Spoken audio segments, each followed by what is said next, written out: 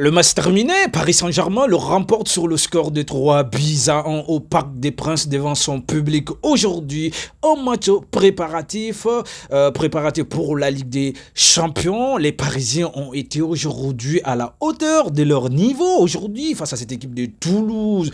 Au compte de la 28e journée de la Ligue 1 française, Paris conserve toujours la première place juste devant le Lens.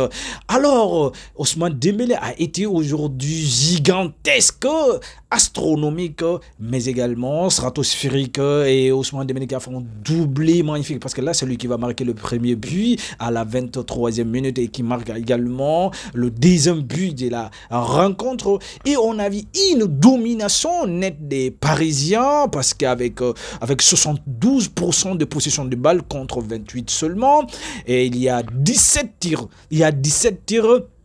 Contre 5 tirs, il y a 7 tirs parmi les 17 tirs, 7 tirs cadrés pour le Paris Saint-Germain contre un seul tir cadré pour cette équipe toulousaine. Alors les gars, et ce qu'il y a à retenir aujourd'hui, parce que là, Paris a fait 4 corners, a eu 4 corners, et cette équipe de Toulouse qui n'a eu 0 corner, qui n'a eu que 0 corner dans cette rencontre pour vous expliquer, pour vous dire que combien de fois Paris a été stratosphérique. Et le troisième but marqué par Gonzalo Garcia, l'attaquant emblématique de cette équipe portugaise. Et là, franchement, on a vu aujourd'hui Kvaratskhelia qui a été aujourd'hui incroyable, parce que là, c'est lui qui était là à servir Ousmane Dembélé le ballon d'or. Et Ousmane Dembélé aujourd'hui qui est complètement au-dessus de son niveau. Il est toujours incroyable. Et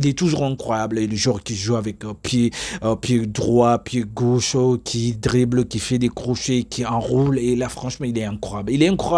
Et on va parler au dossier de notre joueur, notre pépite sénégalaise Ibrahima Mbaye, qui n'a toujours pas bénéficié de la confiance de l'entraîneur espagnol Luis Enrique, qui ne lui porte toujours pas sa confiance. Et là, franchement, depuis le retour de la CAN, on voit que vraiment il a été complètement écarté du groupe, et malgré l'absence de Sinou Youlou. Et on avait imaginé que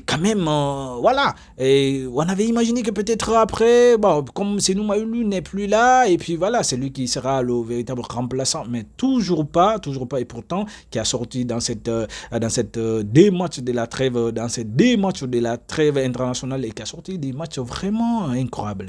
L'un des meilleurs Sénégalais de cette trêve internationale. Franchement, rien à dire, franchement, les gars.